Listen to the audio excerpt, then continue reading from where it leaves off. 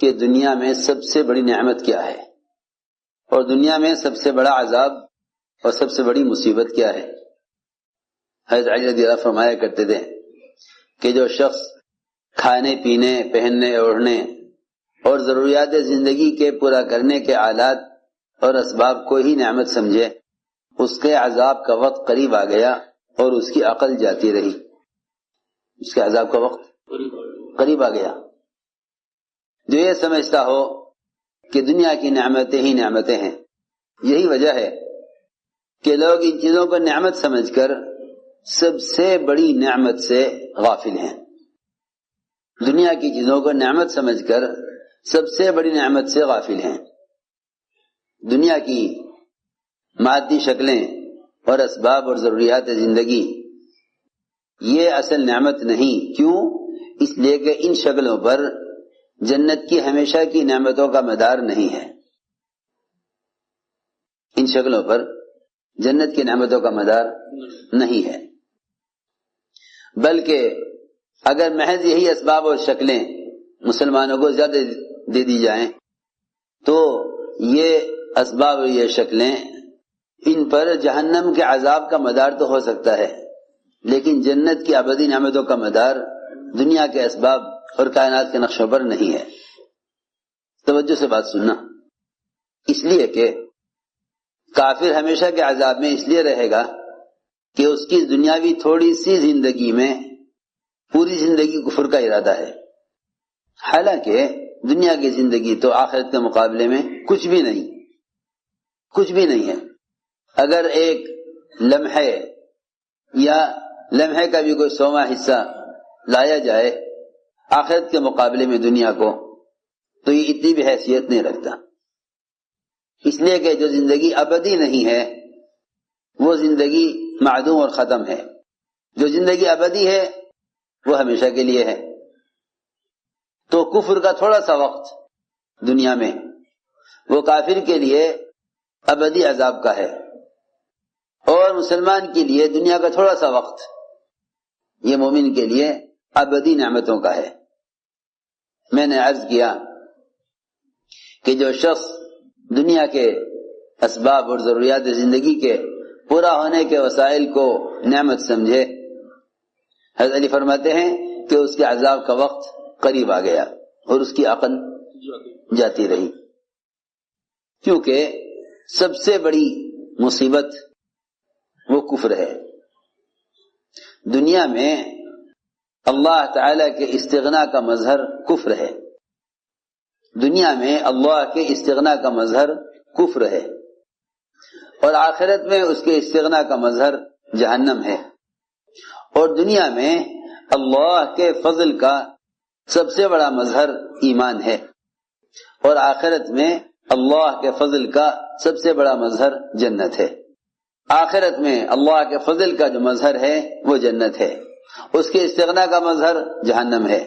دنیا میں اللہ کی استغنا کا مظہر کفر ہے، اور آخرت میں اس کے استغنا کا مظہر جہنم ہے۔ یوں کہیں کہ اللہ تعالی کے استغنا سے اس طرح ڈرا کرو جس طرح اللہ کے عذاب سے ڈرتے ہو۔ اللہ کے استغنا سے ایسے ڈرو جیسے اللہ کے عذاب سے ڈرتے ہو۔ اللہ کے استغنا سے ایسے ڈرا کرو جیسے اللہ کے عذاب سے ڈرنا چاہیے، اس لیے کہ اس کی ذات بہت مستغنی ہے۔ میں نے عرض کیا کہ اگر کسی کافر کے کفر کو دیکھیں تو اس سے اللہ تعالی کے استغنا کا دھیان آئے گا کہ اللہ کی ذات کتنی مستغنی ہے، اللہ کی ذات کتنی مستغنی ہے کہ اس نے ایک انسان کو کفر پر رکھ کر یہ بتلایا ہے ایمان والوں کو کہ مجھے کسی کی وحدانیت اور کسی کی عبادت کی اور کسی سے اپنی بڑائی کے بیان کرانے کی ضرورت نہیں ہے۔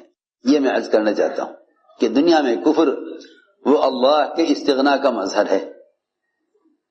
تو جب اللہ تعالی نے کافر کو دکھلا کر اپنا استغنا سمجھایا مومن کو، تو پھر مومن کے لیے کہاں گنجائش ہے، مومن کے لیے کہاں گنجائش ہے کہ وہ کسی عبادت پر فخر کرے، کسی عبادت پر۔ سنو میں کیا کہہ رہا، اس کو تو ہر وقت اس بات پر اللہ کا شکر ادا کرتے رہنا چاہیے کہ اللہ تیرا کتنا بڑا فضل ہے، تیرا کتنا بڑا فضل ہے کہ تو نے مجھے دنیا میں کفر سے بچا لیا۔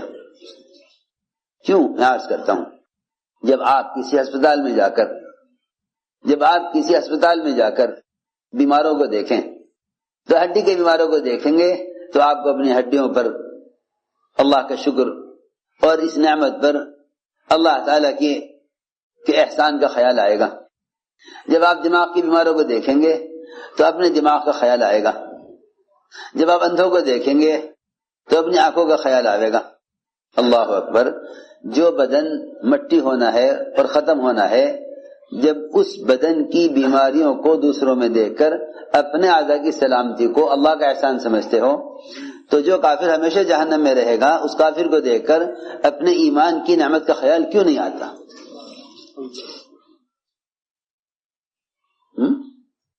میں حیران ہوں کہ اس زمانے میں پڑھے لکھے یا عوام سب مسلمان ایمان کی نعمت سے غافل ہیں۔ وہ یوں سمجھتے ہیں یہ تو ایک ہماری پیدائشی چیز ہے، حالانکہ آپ دیکھ رہے ہیں کہ یہودی، نصرانی، مشرک اور کافر ہر مذہب کے گھر میں بچے پیدا ہو رہے ہیں، ان کے پیدا کرنے والے، ان کو جننے والے، وہ انہیں اپنے اپنے مذہب کی تعلیم دے رہے ہیں۔ سوچنے کی بات ہے۔ اس لیے میں نے عرض کیا کہ جو شخص دنیا کی نعمتوں کو نعمت سمجھے اس کی عقل جاتی رہی، اس کے عذاب کا وقت قریب آ گیا۔ سب سے بڑی نعمت نعمت اسلام ہے۔ اس لیے کہا گیا الحمدللہ علی نعمت الاسلام، کہ اس زمانے میں مسلمان غیروں کی طرح صرف دنیا کی نعمتوں کو نعمت سمجھتا ہے، دنیا کی نعمت کو نعمت سمجھتا ہے۔ اس لیے فرمایا لئن شکرتم لازیدنکم، اگر تم نے شکر کیا تو ہم نعمت کو بڑھائیں گے، اور اگر تم نے ناقدری کی تو ہم تم سے اس نعمت کو چھین لیں گے۔ غور کرنے کی بات ہے کہ وہ دنیا جس سے اللہ کو نفرت ہے، اگر اس دنیا کو جس سے اللہ کو نفرت ہے، اگر اس دنیا کو ضائع کیا جائے، وہ دنیا جس سے اللہ کو نفرت ہے اور جو اصل نعمت نہیں ہے، اس کو اگر ضائع کیا جائے تو لوگ کہتے ہیں کہ میاں رزق کو ضائع مت کرو ورنہ تم سے رزق چھین لیا جائے گا۔ تو وہ دنیا جس سے اللہ کو نفرت ہے، اگر اس دنیا کے ضائع کرنے پر دنیاوی نعمت کے چھن جانے کا اندیشہ اور خوف، اور لوگ ڈراتے بھی ہیں، اس سے لوگ اسے ڈراتے بھی ہیں، تو پھر اسے اندازہ کرنا چاہیے کہ وہ ایمان جو اللہ کو محبوب ہے اور جس ایمان پر ہمیشہ کی نعمتوں کا مدار ہے، اس ایمان کی نعمت کی ناشکری سے ایمان کتنا ضائع ہو جائے گا ایمان۔ اور اگر حقیر دنیا شکر کرنے سے بڑھ سکتی ہے تو جو ایمان اللہ تعالیٰ کو عزیز ہے اور محبوب ہے، اس ایمان کی قدر کرنے سے ایمان میں کتنا اضافہ ہونا چاہیے۔ لیکن اصل بات یہ ہے کہ لوگ ابھی شکر کو ہی نہیں سمجھے کہ شکر کیا ہے۔ لوگ نعمت کے شکر میں اللہ تیرا شکر اتنا کہہ دینے کو شکر سمجھتے ہیں، حالانکہ یہ شکر کی ادائیگی نہیں ہے، یہ شکر کی ادائیگی نہیں ہے۔ زبان سے شکر ادا کرنا الفاظ کی ادائیگی ہے، شکر کی ادائیگی نہیں ہے۔ سنو توجہ سے بات، لوگ زبان سے کہہ دیتے ہیں اللہ تیرا شکر، یہ شکر کی ادائیگی نہیں ہے، یہ الفاظ کی ادائیگی ہے۔ سنو توجہ سے بات، یہ شکر کی ادائیگی نہیں ہے، یہ شکر کی ادائیگی نہیں ہے۔ کیوں؟ اس لیے کہ انسان کے سارے بدن کے اعضاء، انسان کے بدن کے تمام اعضاء نعمتوں سے فائدہ اٹھاتے ہیں، اور سب سے چھوٹا عضو زبان وہ شکر ادا کرے۔ یہ کیسے؟ یہ کون سے انصاف کی بات ہے؟ بات سمجھ میں آ رہی؟ سارے بدن کے اعضاء تو نعمتوں سے فائدے اٹھاویں اور سب کی طرح سے شکر کو ادا کریں زبان۔ یہ کیا بات ہوئی؟ سوچو تو صحیح۔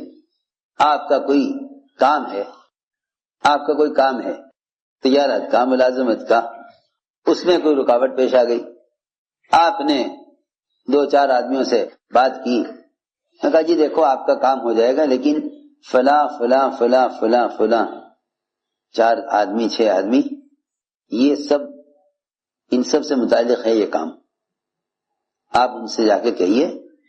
ایک کے پاس گئے اسے بتایا، دوسرے کے پاس گئے اسے بتایا، آپ کا کام 6 آدمیوں نے مل کر کیا، تو آپ مجھے بتائیے کہ آپ ان 6 آدمیوں میں سے ایک کا شکریہ ادا کریں گے یا سب کا کریں گے؟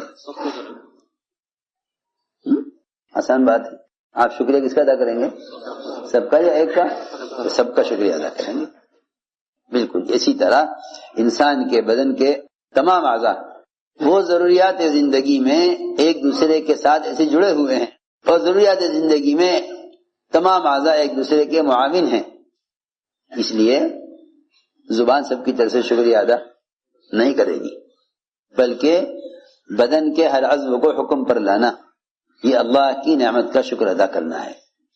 بدن کے ہر عضو کو حکم پر لانا، یہ نہیں کہ بدن کے سارے اعضاء تو نعمتوں سے فائدے اٹھاویں اور سارے بدن کے اعضاء خواہشات میں پڑ جاویں اور زبان سے شکر ادا کر دیا جائے، نہیں، بلکہ حضور اکرم صلی اللہ علیہ وسلم نے جب اپنے آپ کو عبادت میں بہت تھکایا اور لمبا قیام اور ایسے لمبے سجدے، اللہ اکبر، بعض موقع پر حضرت عائشہ یہ سمجھا کرتی تھی کہ شاید آپ کی وفات ہو گئی، ایسے لمبے سجدے، ایسے لمبے سجدے۔ وہ تو میں عرض کرتا ہوں نا کہ جو لوگ دنیا کی نعمت کو ہی نعمت سمجھے گا اس کی عبادات بھی انہی نعمتوں کے لیے ہو کر رہ جائے گی، اس کی عبادات بھی انہی نعمتوں کے لیے ہو کر رہ جائے گی۔ جو دنیا کی نعمت کو نعمت سمجھے گا اس کی ساری عبادات بھی اسی نعمت کے لیے ہو کر رہ جائے گی۔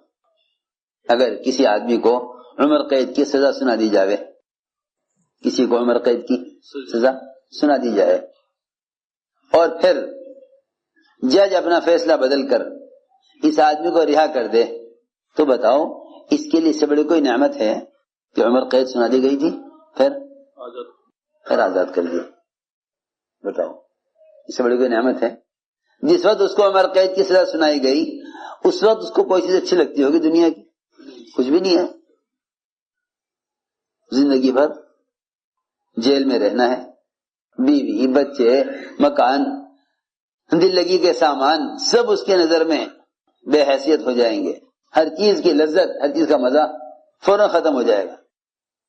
بس اسی لیے عرض کر رہا کہ سب سے بڑی نعمت نعمت ایمان ہے، سب سے بڑی نعمت نعمت ایمان ہے، سب سے بڑی نعمت نعمت ایمان ہے۔